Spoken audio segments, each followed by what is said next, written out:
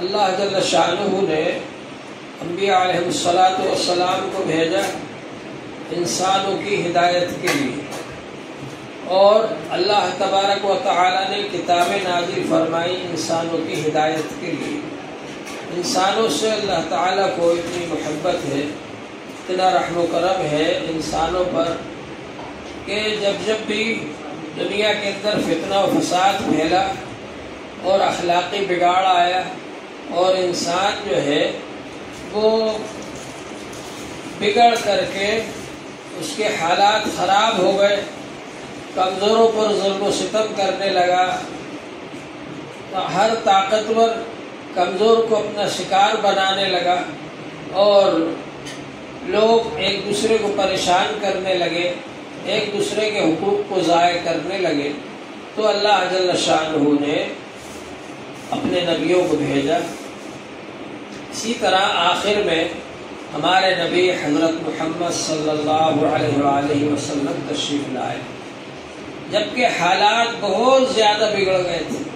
لڑکیوں کو زندہ دفن کیا جاتا تھا، عورتوں کے ساتھ بہت برا سلوک کیا جاتا تھا، غلاموں کے ساتھ جانوروں سے بھی زیادہ برا برتاؤ کیا جاتا تھا، اور کمزوروں کو اپنے ظلم و ستم کا شکار بنایا جاتا تھا۔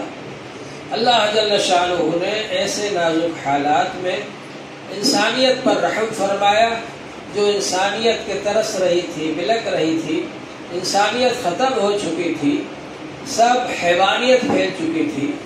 اللہ جل شانہ نے اس حیوانیت کو اور اس شیطانیت کو ختم کرنے کے لیے حضور پاک صلی اللہ علیہ وآلہ وسلم کو بھیجا، ہدایت دے کر۔ آپ کے اوپر اللہ تعالیٰ نے قرآن پاک نازل فرمایا، اور حضور پاک صلی اللہ علیہ وآلہ وسلم نے قرآن پاک کے مطابق عمل کر کے بتلایا، اور اس کے مطابق کس طرح سے زندگی گزاری جا سکتی ہے اس کو بتلایا۔ یہ دین ہمارا کوئی نظریاتی دین نہیں ہے، جیسا کہ لوگوں کا دین ہوتا ہے نظریاتی دین، فارمولہ۔ کوئی ریفارم آیا، اس نے ایک فارمولہ پیش کر دیا، کوئی مسئلہ اٹھا، اس نے ایک اپنا اصلاحی نسخہ جاری کر دیا۔ ایسا نہیں ہے، بلکہ یہ پریکٹیکل ہے، عملی چیز ہے۔ حضور صلی اللہ علیہ وآلہ وسلم نے صرف حکم نہیں دیا، صرف بیان نہیں فرمایا، بلکہ عمل کر کے بتلایا کہ اس طریقے سے عمل کرو، اور صحابہ اکرام نے اس پر عمل کیا۔ اس کے نتیجے میں اس خراب معاشرے کے اندر جہاں کے بہت زیادہ برائیاں پائی جاتی تھی، حضور صلی اللہ علیہ وآلہ وسلم کی محنت سے، آپ کی تعلیم سے، آپ کی تربیت سے ایسے افراد پیدا ہو گئے کہ معاشرہ نہایت پاکیزہ ہو گیا، اور اتنا پاکیزہ معاشرہ، اتنا پاکیزہ سماج دنیا نے کبھی نہیں دیکھا، نہ زمین نے نہ آسمان۔ جو پاکیزہ معاشرہ حضور صلی اللہ علیہ وآلہ وسلم نے بنایا، یہ صرف 23 سال کے مختصر سے عرصے میں، 23 سال کی مختصر سی مدت میں حضور صلی اللہ علیہ وآلہ وسلم نے محنت کر کے، کوشش کر کے، تعلیم دے کر، تربیت کر کے یہ معاشرہ تیار کیا کہ وہ خونخوار لوگ جو اپنی لڑکیوں کو زندہ دفن کر دیتے تھے، وہ دوسروں کے دکھ سکھ میں شریک ہونے والے بن گئے، دوسروں کے درد کو سمجھنے والے بن گئے، دوسروں کے لیے آنسو بہانے والے بن گئے، بلکہ ایسے ایثار پیشہ بن گئے کہ میدان جنگ میں پڑے ہوئے ہیں، آخری حالت ہے، جان نکلنے والی ہے، پیاس لگ رہی ہے، پانی پلانے والے آئے، اور قریب میں سے دوسرے نے آہ کی تو اشارہ کیا کہ پہلے ان کو پلا۔ ان کے پاس گئے تو ان کے پاس سے دوسرے نے آہ کی تو انہوں نے اشارہ کیا ان کو پلا۔ خود پیاسے مر گئے، شہید ہو گئے، لیکن یہ پسند نہیں کیا کہ اپنے پیاسے بھائی سے پہلے میں پانی پی لوں۔ ایسی نازک حالت میں بھی ایثار پیشہ کر حضرات، ایثار کرنے والے حضرات یہ حضور صلی اللہ علیہ وآلہ وسلم کی تعلیم اور تربیت سے پیدا ہوا۔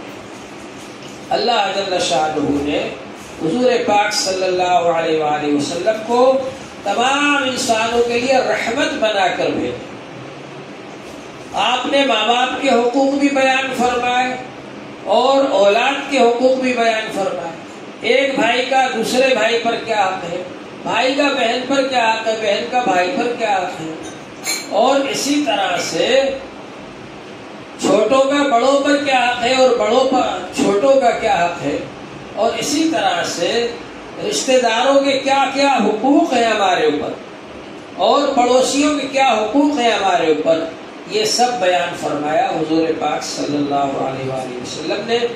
اور بیان ہی نہیں فرمایا بلکہ اس پر عمل کر کے بتلایا، اور ایسی جماعت تیار کر دی جنہوں نے اس پر عمل کر کے دکھا دیا ساری دنیا کو۔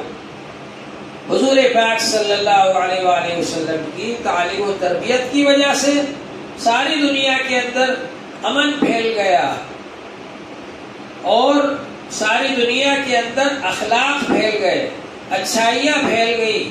یہ حضور صلی اللہ علیہ وسلم کی تعلیم کی برکت سے ہوا، آپ کی ہدایت پر عمل کرنے کی وجہ سے ہوا۔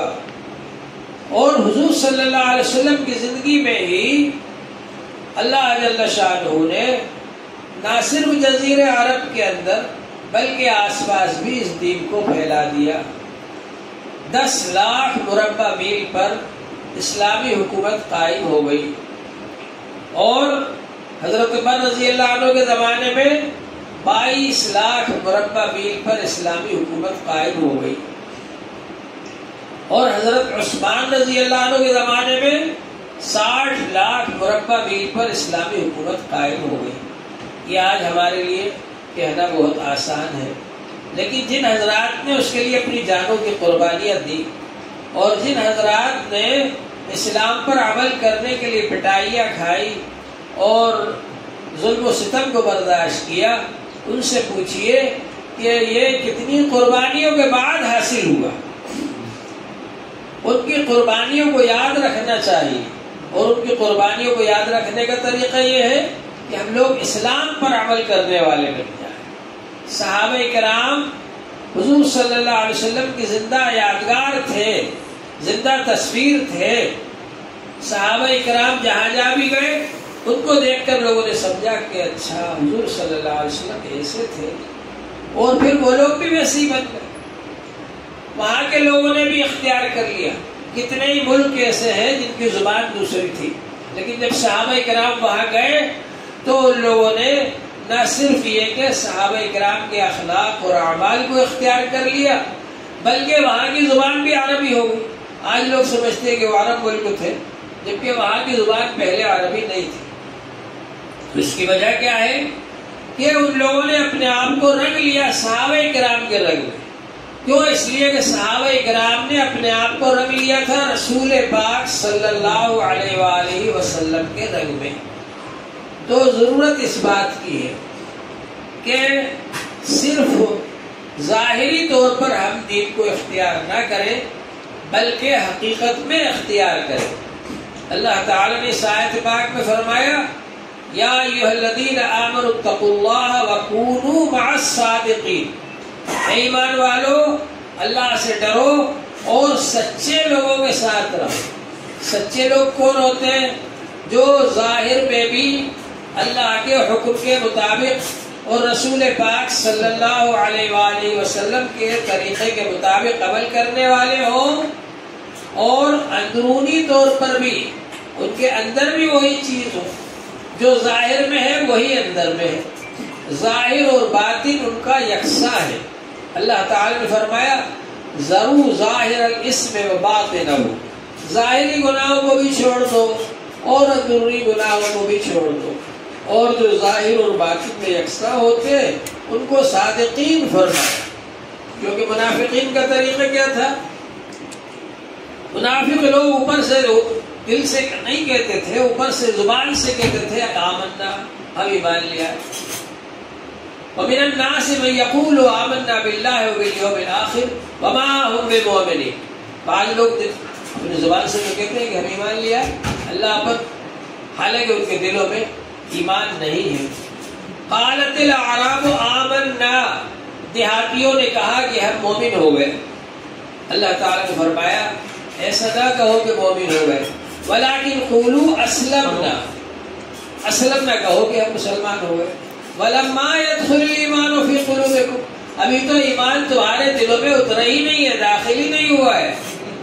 تو ایمان والا جب آدمی بن جاتا ہے، اللہ پر کامل یقین حاصل ہو جاتا ہے، رسول پاک صلی اللہ علیہ وآلہ وسلم پر کامل یقین حاصل ہو جاتا ہے، تو انسان پھر ہر چیز میں اپنے نبی کی نقل کرتا ہے، ہر چیز میں نبی پاک صلی اللہ علیہ وسلم کے طریقے کو اختیار کرنے کی کوشش کرتا ہے، اور اس بات سے بچنے کی کوشش کرتا ہے کہ کہیں دوسروں کے طریقے پر میں چلنے والا نہ بن جاؤں۔ تو صادقین یہ ہے، جو سچے لوگ ہیں ان کے ساتھ رہو تو ہمارے اندر بھی وہ چیز آئے گی۔ یہ مجلس جو ہے یہ تو ایسا ہے جیسے آپ نے موبائل کو چارج کرنے کے لیے چارجر سے لائٹ میں لگا دی، اب یہ تھوڑی دیر کے لیے لائٹ میں لگایا، چارج ہو گیا، اب وہ چارج ہونے کے بعد اس سے آپ بات کر سکتے، چلتا رہے گا۔ اسی طرح مجلس میں تھوڑی دیر کے لیے ہم لوگ جمع ہو جاتے ہیں، پتہ نہیں کس کا اللہ کے یہاں کیا مقام ہے، کس کا اللہ کے یہاں کیا درجہ ہے، سب لوگ آ کر کے ایک ساتھ بیٹھ کر اللہ کا ذکر کرتے ہیں، تو اللہ تبارک و تعالیٰ کی خاص رحمت متوجہ ہوتی ہے۔ اللہ تبارک و تعالیٰ اس بندے پر فضل فرماتے ہیں، رحم فرماتے ہیں، جو بندہ اللہ کے ذکر میں شامل ہوتا ہے اور فرشتوں سے پوچھتے ہیں کہ کہاں سے آ رہے ہیں، تو وہ کہتے ہیں اللہ کا ذکر کر رہے تھے لوگ، ان کے پاس سے آ رہے ہیں، تو اللہ تعالیٰ فرماتے ہیں میں نے ان سب کی مغفرت کر دی۔ تو اللہ تبارک و تعالیٰ مغفرت فرما دیتے ہیں ایسی مجلس والوں کی۔ تو یہ ذکر جو ہے بہت اونچی چیز، اللہ جل شانہ نے ارشاد فرمایا یا ایھا الذین آمنوا اذکروا اللہ ذکرا کثیرا وسبحوہ بکرۃ واصیلا، اے ایمان والو اللہ کا بہت زیادہ ذکر کرو اور صبح شام اس کی تسبیح پڑھا کرو، تسبیح کیا کرو۔ سبحان اللہ کے معنی اللہ پاک ہے، سبحان اللہ و بحمدہ، اللہ کی تعریف اللہ کی حمد کے ساتھ ملا کر۔ تو یہ تسبیحات پڑھنا، ذکر کرنا، یہ بہت اونچے درجے کا کام ہے، اور اتنا اونچا کام ہے کہ اللہ جل شانہ نے فرمایا لا تقام الساعة حتى لا يقال اللہ اللہ، جب تک اللہ اللہ کہنے والے دنیا میں رہیں گے قیامت نہیں آئے گی۔ یہ قیامت کو روکے ہوئے ہے، یہ ذکر کی مجلس ہے، یہ قیامت کو روکے ہوئے ہے۔ انسان تو بہت سے ایسے کام کر رہا ہے جس کی ذریعے سے اللہ کا عذاب آنا چاہیے، لیکن اللہ کے عذاب کو روکنے والی چیزیں کیا ہے؟ یہ ذکر کی مجلس ہے، یہ اللہ اللہ کہنا، یہ بہت قیمتی چیز ہے۔ جب آپ اللہ اللہ کہتے ہیں اللہ تعالیٰ کی رحمت متوجہ ہوتی ہے آپ کے اوپر۔ هو الذی یصلی علیکم وملائکتہ، اللہ تعالیٰ رحمت بھیجتے اور اللہ تعالیٰ کے فرشتے رحمت بھیجتے ہیں ان لوگوں پر جو کہ ذکر کرنے والے، اللہ تعالیٰ متوجہ ہوتے ہیں، اللہ تعالیٰ رحمت بھیجتے ہیں، اور خاص توجہ ہوتی ہے اللہ تعالیٰ کی، خاص رحمت متوجہ ہوتی ہے ان بندوں پر جو اللہ تعالیٰ کا ذکر کرتے ہیں۔ تو اللہ جل شانہ کا ذکر بہت اونچے درجے کی چیز ہے، بہت ہی قیمتی چیز ہے، اور انسان جب اللہ کا ذکر کرتا ہے تو اس کا فائدہ ہوتا ہی ہے۔ پرانے بزرگ حضرات یہ فرماتے تھے کہ انسان جو اللہ کا ذکر کرتا ہے اگر دل سے نہیں کرے گا تو کوئی فائدہ نہیں۔ چنانچہ آپ نے وہ فارسی میں سنا ہوگا کہ بر زباں تسبیح و در دل گاؤ خر، ای تسبیح چیک نہ دسن، دل میں تو گائے اور گدھے کا خیال آ رہا ہے اور زبان سے تسبیح پڑھ رہے ہو، اس تسبیح سے کیا فائدہ ہوگا؟ لیکن اب بزرگوں نے فرمایا کہ نہیں، اس سے بھی فائدہ ہوتا ہے۔ تو انہوں نے اس شعر کو اس طرح سے پڑھا کہ بر زباں تسبیح و در دل گاؤ خر ای تسبیح ہمیں کند اثر. یہ تسبیح بھی اثر کرتی ہے. آدمی کتنی غفلت کے ساتھ اللہ کا نام لے بہرحال اس کا اثر ہوتا ہے. اور پھر اس کا اثر یہ ہوتا ہے کہ اس کی غفلت دور ہو جاتی ہے. وَلَا تُطِعْ مَنْ أَغْفَلْنَا قَلْبَهُ عَنْ ذِكْرِنَا وَاتَّبَعَ هَوَاهُ وَكَانَ أَمْرُهُ فُرُوطًا. ایسے آدمی کے پیچھے نہ چلو جس کا دل ہم نے غافل کر دیا ہمارے ذکر سے اور اپنی خواہشات کے پیچھے دوڑ رہا ہے، بھاگ رہا ہے، خواہشات کی پیروی کر رہا ہے اور اس کا معاملہ حد سے آگے بڑھ گیا. ایسے آدمی کو پیر نہ بناؤ، ایسے آدمی کے پیچھے نہ چلو. وَاتَّبِعْ سَبِيلَ مَنْ أَنَابَ إِلَيَّ. اس کے طریقے پر چلو جو اللہ کی طرف متوجہ ہو رہا ہے، آپ کو بھی اللہ کی طرف متوجہ کر رہا ہے، اللہ کی طرف لو لگا رہا ہے. آپ سے بھی کہہ رہا ہے اللہ کی طرف لو لگاؤ، اللہ سے جڑو. اللہ سے خود بھی جڑا ہے اور اللہ سے جوڑنے کی کوشش کر رہا ہے. تو ایسے لوگوں کی اقتداء کرنا چاہیے، اتباع کرنا چاہیے. وَاتَّبِعْ سَبِيلَ مَنْ أَنَابَ إِلَيَّ. تو غفلت کے ساتھ بھی اگر آپ کے دل میں غفلت ہے پھر بھی اگر آپ نے اللہ کا نام لیا تو یہ اللہ کا نام جب آئے گا تو آپ کی غفلت کو دور کر دے گا. الا بذکر اللہ تطمئن القلوب. خبردار، اللہ کے ذکر سے دلوں میں اطمینان پیدا ہوتا ہے. انسان جب اللہ اللہ کرتا ہے تو دلوں میں اطمینان پیدا ہوتا ہے. موجودہ دور کے اندر جو ترقی یافتہ ملک ہے وہاں پر لوگ ہر طرح کا عیش و آرام کا سامان رکھتے ہیں. ہر طرح کا عیش و آرام کا سامان ہے ان کے پاس میں. اچھے اچھے بنگلے بھی ہیں، اچھی اچھی غذائیں بھی ہیں، اچھے اچھے کپڑے بھی ہیں اور نرم بستر بھی ہیں، موٹے موٹے گدے بھی ہیں، لیکن نیند نہیں آتی. اور نیند کی گولیاں کھاتے ہیں پھر بھی نیند نہیں آتی. کیوں؟ اس لیے کہ چین و سکون اللہ نے اپنے ہاتھ میں رکھا ہے. الا بذکر اللہ تطمئن القلوب. خبردار، اللہ کے ذکر سے دلوں میں اطمینان پیدا ہوتا ہے، چین و سکون حاصل ہوتا ہے. تو یہ چین و سکون اللہ کے ذکر میں رکھا ہے اللہ تعالیٰ. جتنا زیادہ اللہ کا ذکر کریں گے اتنا ہی چین و سکون حاصل ہوگا. اللہ تعالیٰ کی خصوصی رحمت ہوگی، اللہ تبارک و تعالیٰ کی رحمت متوجہ ہوگی. تو اللہ والوں کی صحبت سے یہ چیز ملتی ہے کہ آدمی اللہ کا ذکر کرنے والا بن جائے. اللہ والوں کی صحبت میں بیٹھنا چاہیے. آپ نے سنا ہوگا کہ ایک شعر ہے پرانے بزرگوں کا فارسی میں جس کے اندر یہ فرمایا گیا ہے کہ یک ساعت صحبت اولیاء، ولیوں کے ساتھ، بزرگوں کے ساتھ ایک ساتھ رہنا بہتر از 100 سالہ طاعت بیریا. 100 سال تک خالص اخلاص کے ساتھ اللہ کی عبادت کرنے سے بہتر ہے ایک ساتھ بزرگوں کی خدمت میں رہنا. حضرت مفتی شفیع صاحب رحمۃ اللہ علیہ نے جب یہ شعر سنا تو انہوں نے فرمایا کہ اس پر مجھے اشکال یہ ہوا کہ یہ کیسے ہو سکتا ہے. تو میں حضرت تھانوی رحمۃ اللہ علیہ کے پاس حاضر ہوا اور حضرت تھانوی رحمۃ اللہ علیہ سے عرض کیا کہ حضرت یہ شعر جو ہے سمجھ میں نہیں آیا. تو حضرت نے فرمایا کہ اس میں تو کم بات بتایا انہوں نے، میں تو اس سے زیادہ بتاتا ہوں. یک ساعت صحبت باولیاء بہتر از 1000 سالہ عبادت بیریا. ایک ساعت بزرگوں کی خدمت میں رہنا یہ بھی 1000 سال کی بیریا اخلاص والی عبادت سے بہتر ہے. اور پھر حضرت نے اس کا یہ فرمایا کہ بھائی آدمی جب ایسی صحبت اختیار کرتا ہے تو ان کی وجہ سے اس کے اندر بھی اثرات آتے ہیں.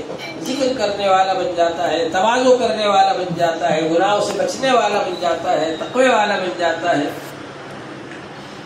ایک بزرگ کہتے ہیں کہ میں نہانے کے لیے گیا تو وہاں میں نے دیکھا کہ مٹی جو ہے اس میں سے خوشبو آ رہی. تو مٹی کو میں نے ہاتھ میں لیا اور یہ کہا کہ تو پھول ہے یا مٹی ہے. فارسی میں زیادہ فرق نہیں، گل اور گل کا فرق ہے، زبر اور زیر اور پیش کا. گل کہتے ہیں مٹی کو اور گل کہتے ہیں پھول کو. تو فارسی میں انہوں نے کہا کہ میں نے اس سے پوچھا کہ تو مٹی ہے گل ہے یا گل ہے، پھول ہے، تیرے اندر سے خوشبو کیوں آ رہی؟ تو اس مٹی نے کہا کہ میں ہوں تو مٹی، لیکن میں کچھ دن پھول کے ساتھ رہی ہوں، تو پھول کی جو خوشبو ہے وہ میرے اندر آ گئی۔ تو اسی طرح اس طرح کی مجلسوں میں جب اپن حاضر ہوتے ہیں تو اس کی خوشبو اپنے اندر آنے لگتی ہے، سما جاتی ہے۔ وہ آیت پاک ہے جس میں اللہ جل شانہ نے فرمایا ہے انما یخشی اللہ من عبادہ العلماء، اللہ سے ڈرنے والے علماء ہی ہیں، علماء ہی اللہ سے ڈرتے۔ حضرت مولانا احمد علی صاحب لاہوری رحمۃ اللہ علیہ تھے، لاہور میں بہت بڑے بزرگ تھے، اللہ والے تھے، اور ان کو شیخ التفسیر کہا جاتا تھا۔ تفسیر پڑھنے کے لیے بڑے بڑے علماء دور دور سے ان کے پاس آیا کرتے تھے۔ تو حضرت مولانا احمد علی صاحب لاہوری رحمۃ اللہ علیہ کا یہ حال تھا، بہت روتے تھے، بہت روتے تھے، اللہ سے ڈرتے تھے۔ اللہ نے فرمایا انما یخشی اللہ من عبادہ العلماء، کہ علماء ہی اللہ سے ڈرنے والے، بہت روتے تھے۔ اور جب ان کا انتقال ہو گیا تو کسی نے ان کو خواب میں دیکھا، تو خواب میں پوچھا کہ کیا حال ہے آپ کا؟ تو انہوں نے کہا کہ جب میں اللہ تعالیٰ کے سامنے میری روح کو پیش کیا گیا تو میں بہت رو رہا تھا، بہت رو رہا تھا۔ تو اللہ تعالیٰ نے پوچھا کیوں رو رہے؟ کہا کہ اللہ تعالیٰ آپ سے ڈر لگتا ہے اس لیے رو رہے ہیں۔ تو کہا کہ آج تو خوش ہونے کا دن ہے تمہارا، اس لیے کہ آج ہم نے تم کو یہ بتلانے کے لیے بلایا ہے کہ ہم تم سے خوش ہیں، اس لیے اب رونا نہیں، اب خوش ہو جاؤ۔ تو اللہ والے جو ہیں ان کا یہ مقام ہوتا ہے کہ وہ اللہ سے بہت زیادہ ڈرتے ہیں، اور اس ڈر کی وجہ سے اللہ تعالیٰ ان سے خوش ہو جاتے ہیں۔ مولانا احمد علی لاہوری رحمۃ اللہ علیہ کی قبر سے عرصہ دراز تک مٹی میں خوشبو آیا کرتی تھی۔ جو مٹی ان کی قبر پر پڑی رہتی تھی اس میں خوشبو آیا کرتی تھی، تو لوگ مٹی اٹھا کر کے لے جا، ہمارے ہندوستان کے لوگ تو ایسے ہی ہیں، مٹی اٹھا کر کے لے جاتے تھے ان کی قبر کی۔ اب اس کے بعد میں کسی ان کے وارث نے بار بار، ان کے وارث لوگ جو تھے مٹی ڈلوا دیتے تھے، وہاں دیکھتے مٹی ختم ہو گئی پھر ڈلوا دیتے تھے، پھر لوگ اٹھا کر لے جاتے کیونکہ اس میں خوشبو آتی تھی۔ تو ان کے وارثوں میں سے کسی نے وہاں جا کر کہا کہ اب اگر مٹی لوگ اٹھا کر لے گئے اور خوشبو آتی رہی تو اب ہم نہیں ڈلوائیں گے مٹی، اور کھل بھی جائے گی قبر تو ویسے ہی پڑے رہنا، ایسے کہا جا کر کے، تو پھر وہ خوشبو آنا بند ہو گئی۔ تو بہرحال یہ کہ اللہ والے جب اللہ کا ذکر کرتے ہیں تو وہ خوشبو سب کو ملتی ہے اس سے۔ تو انسان جب اللہ کا ذکر کرے گا تو انشاءاللہ تعالی اس کے حالات بدلیں گے۔ تو یہ آیت پاک ہم کو بتلاتی ہے کہ ہم کو ایسے اللہ والوں سے جڑنا چاہیے اور ان سے تعلق رکھنا چاہیے۔ اب ہم لوگ جو ہیں اللہ والے تو نہیں ہیں، لیکن اللہ والوں سے محبت رکھنے والے ہیں۔ تو اللہ والوں سے جو محبت رکھتا ہے اس کو بھی اللہ تعالیٰ نواز دیتے ہیں۔ ایک شاعر نے کہا احب الصالحین ولست منہم، میں نیک لوگوں سے محبت رکھتا ہوں حالانکہ میں خود نیک نہیں ہوں۔ لعل اللہ یرزقنی صلاحا، تاکہ اللہ تعالیٰ مجھے بھی نیک بنا دے۔ جو آدمی خوشبو بیچنے والوں کے پاس بیٹھتا ہے، عطر والوں کے پاس، اب اگر وہ وہاں خوشبو نہ بھی خریدے، عطر نہ بھی خریدے، مگر جب وہاں سے اٹھ کر جائے گا تو کچھ نہ کچھ خوشبو اس کے کپڑوں سے بھی محسوس ہوگی۔ اللہ جل شانہ ہم سب کو اس کی توفیق عطا فرمائے۔ وآخر دعوانا